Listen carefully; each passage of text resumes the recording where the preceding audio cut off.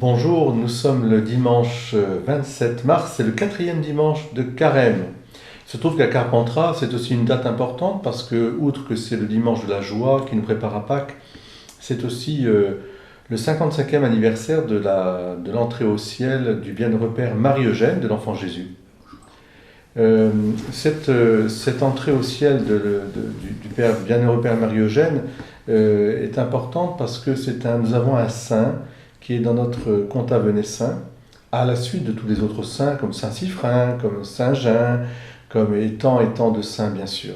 Et il faut se réjouir de cette présence de ces saints, et en particulier, que ce soit Saint Siffrin, en particulier, et puis bien sûr le bienheureux Père Marie-Eugène, ce sont des saints qui étaient attirés par Jésus Hostie, l'Eucharistie, c'est-à-dire le renouvellement non sanglant de la passion du Christ, mort et ressuscité, qui donne sa vie pour nous.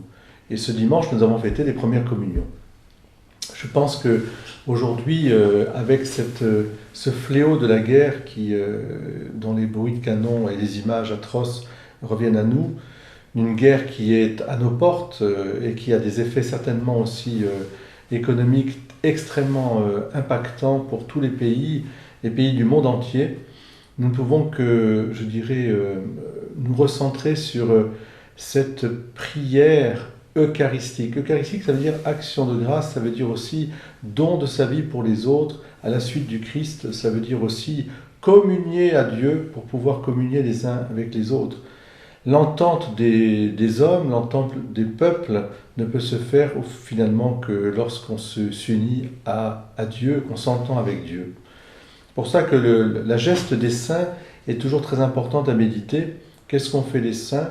Eh bien, ils ont d'abord ramené à l'essentiel de nos vies, c'est-à-dire finalement à cette maison du Père, à cette Bethléem qu'on appelle la maison du pain, à cette communion, pour que les hommes puissent s'aimer entre eux. Parce que les hommes et les femmes, nous sommes bien sûr tous frères et sœurs, nous le savons, nous le sentons au fond de nos cœurs, mais à vivre, c'est tellement difficile.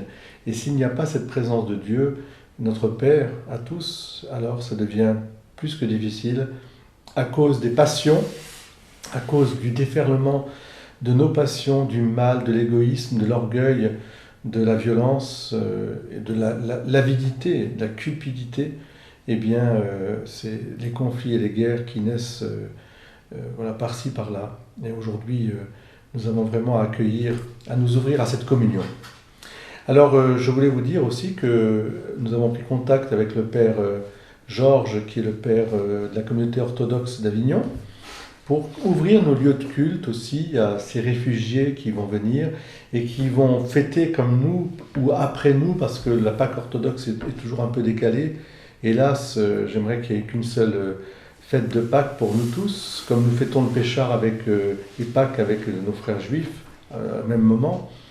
Eh bien, nous ouvrirons nos églises et nos lieux de culte pour que ces communautés orthodoxes puissent, et ces familles en particulier, puissent trouver un lieu de prière, un lieu d'accueil, un lieu de vie spirituelle, pour retrouver, je dirais, confiance et force et espérance en la communion, pour que la réconciliation puisse avoir lieu. Laissez-vous réconcilier par Dieu pour que nous puissions nous réconcilier ensemble. Voilà, mes mots et propos sont un peu graves, mais c'est normal puisque nous sommes dans un temps vraiment où il nous faut retrouver le chemin de l'honneur, le chemin de la justice, le chemin de la paix. Et ce chemin, il passe par la croix pour aller ensuite vers la résurrection, vers la paix de Dieu. Il n'y en a pas d'autre. C'est cette paix de Dieu que nous avons besoin de demander. Vendredi, nous avons consacré avec le pape et toute l'Église universelle et tous les hommes et femmes de bonne volonté le monde, l'Ukraine et la Russie au cœur immaculé de Marie. Et ça a été un moment très fort vécu dans notre paroisse à Saint-Siffrin, puisque à 17h, pratiquement la cathédrale était pleine de cette prière, de cette ferveur, de cette prière.